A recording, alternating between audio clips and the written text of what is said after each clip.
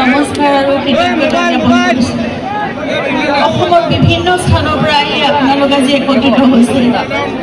এক মাহ পাৰ হ'ল, জুবিন আমাৰ মাজৰ পৰা গৈছে বুলিতো ক'ব নোৱাৰোঁ, কিন্তু এটা অভাৱনীয় ঘটনা ঘটি গ'ল, যিটোৰ পৰা এক মাহ পাৰ হ'ল আৰু আপোনালোকে এতিয়াও সেই মৰম আশীৰ্বাদ প্ৰাৰ্থনা একেদৰে সদায় জনাই আছে তেওঁৰ বাবে, আমাৰ পৰিয়ালৰ বাবে, তেওঁৰ ন্যায়ৰ বাবে। যি ঘটিছিল সেই সকলোবোৰ আমি ভালদৰে জানিব লাগিব, সঁচাটো জানিব লাগিব। সেই সকলোবোৰৰ বাবে আপোনালোকেও এখন যুদ্ধ কৰি আছে, আমি পৰিয়ালৰ সকলোৱে আমি জানিব বিচাৰিছোঁ আচলতে সঁচাকৈ সেই দিনটোত জুবিনৰ লগত কি হৈছিল। আমাৰ মাজতো বহুত অন্তৰ্বন্ধ চলি আছে, ইয়াৰ ভণ্টিও আছে লগত, আৰু আমি সকলোৱে বুজি পাওঁ আমাৰ অন্তৰৰ ভিতৰত কি চলি আছে। তাৰ উত্তৰ নিশ্চয় আমি পাম। এক আস্থাৰে, শান্তিৰে, ধৈৰ্যৰে আমি অপেক্ষা কৰিছোঁ। নিয়মত হওক, শুদ্ধভাৱে হওক, পানী নসৰকাকৈ যি বিচাৰ হ'ব লাগে সেয়া বিচাৰ হওক, কিন্তু তাৰ লগে লগে আমি জুবিনকো অমৰ্তত আমিয়ে দিব লাগিব।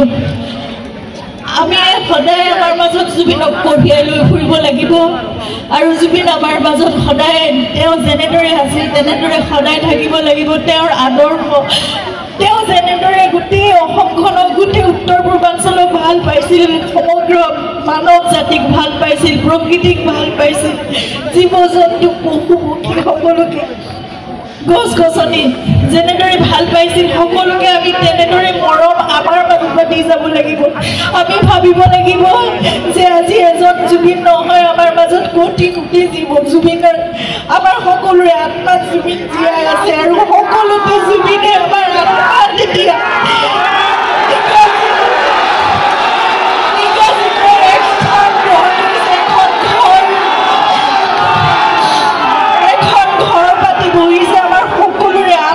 জুবিন জীয়াই থাকিব এতিয়া।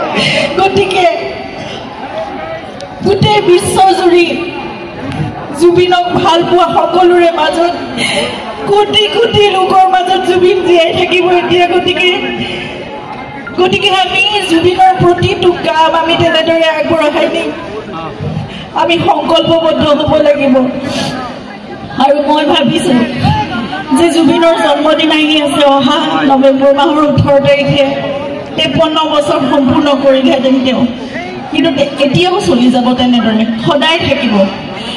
আমি দৃঢ় প্ৰতিজ্ঞ, মই দৃঢ় প্ৰতিজ্ঞ, আমাৰ পৰিয়ালটো, আপোনালোক সকলো, আমি একেলগে জুবিনক সদায় আমাৰ মাজত জীয়াই ৰাখিম। আৰু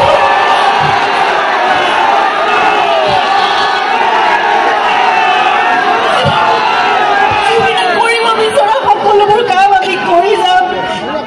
এজোপা এজোপা গছৰ মাজত জুবিনক জীয়াই ৰাখিম, প্ৰতিটো পাতত জীয়াই ৰাখিম।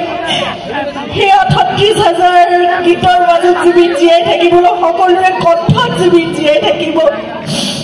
জুবিনৰ সকলোবোৰ গীত, তেওঁ লিখা, তেওঁ কম্প'জ কৰা সকলোবোৰ গীত আমাৰ বহুত পলম হ'ল, কিন্তু এতিয়াৰ পৰা আমি চেষ্টা কৰিম যে সেই সকলোবোৰ যাতে আমি শৃংখলাবদ্ধভাৱে আমি ৰাখি যাব পাৰোঁ আমাৰ ভৱিষ্যত প্ৰজন্মৰ বাবে। প্ৰতিটো পদক্ষেপত আপোনালোকে আমাক সহায় কৰিব লাগিব, আপোনালোকে নিজেও কৰিব লাগিব সেইখিনি। আমি গছ ৰুই যাম, সেউজ কৰিম অসমখন, উত্তৰ পূৰ্বাঞ্চলখন, জীৱকুলৰ বাবে আমি কাম কৰি যাম। নতুন প্ৰজন্মক লৈ জুবিনৰ ইমান সপোন আছিল, আৰু সদায় জুবিনে আৱেগত কান্দি উঠিছিল যেতিয়া নতুন প্ৰজন্মই কিবা এটা ভাল কাম কৰা দেখিছিল, যেতিয়া তেওঁৰ ওচৰলৈ আহি কিবা এটা কৈছিল যে এইটো কাম মই কৰিছোঁ দাদা, এইটো চাই দিয়ক। মোৰ ওচৰত আৱেগিক হৈ গধূলি ৰাতি আহি পেলাই মোৰ ওচৰত কৈ কান্দি যায়গৈ, চকু পানী ওলাই যায়গৈ। দেখিছানে, সিহঁতে ইমান ভাল কাম কৰিব পাৰে, মোৰ কিনো প্ৰতিভা আছে, সিহঁতৰ মাজত আৰু বহুত প্ৰতিভা আছে, সিহঁতে মোৰ অসমখনক বহুত দূৰলৈ লৈ যাব। গতিকে সেই সপোনবোৰ আমি পূৰা কৰিবই লাগিব।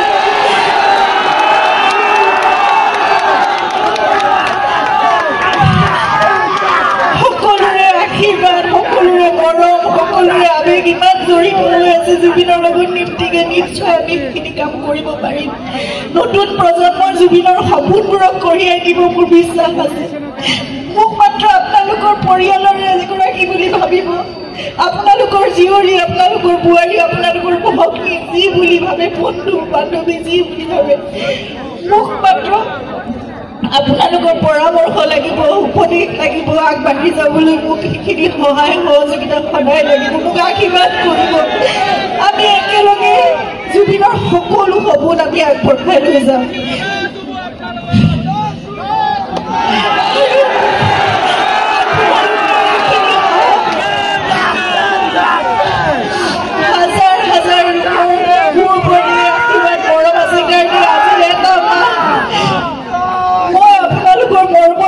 জীয়াই আছো মই থিয় হৈছো আহি ইয়াত উপস্থিত হ'ব পাৰিছো নহ'লেতো আমাৰ ঘৰখন ঠাণ্ডাত হৈ যোৱাৰ দৰে হৈছিল কিন্তু তথাপিতো আমি একেলগে আজি আপোনালোকৰ আগত থিয় হৈছো কাৰণ আপোনালোকে আমাৰ শক্তি আপোনালোকে আমাৰ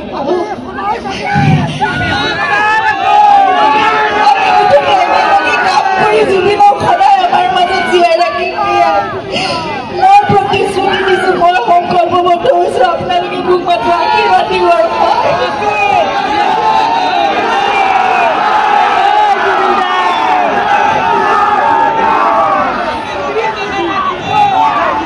জুবিন দেশৰ মানুহলে নমস্কাৰ প্ৰণাম হয় নমস্কাৰ আমি বৈ যোনখিনি কথা কৈছে তাৰ বাদে আৰু মোৰ ক'বলৈ একো নাই বেলেগ সেইখিনি কথাই আমি আপোনালোকৰ সহযোগ লাগে মৰম লাগে এতিয়া আমি অসমখন চিনি পাই জুবিন দেৱ বুলি পেলাই আপোনালোকে সেইটো নাম দিছে আৰু তেওঁৰ চিন্তাৰে এখন সুস্থ আৰু প্ৰগ্ৰেছিভ ছ'চাইটি সমাজ অসমখনক আমি যাতে তেনেকৈ দেখুৱাব পাৰোঁ পৃথিৱীৰ সকলো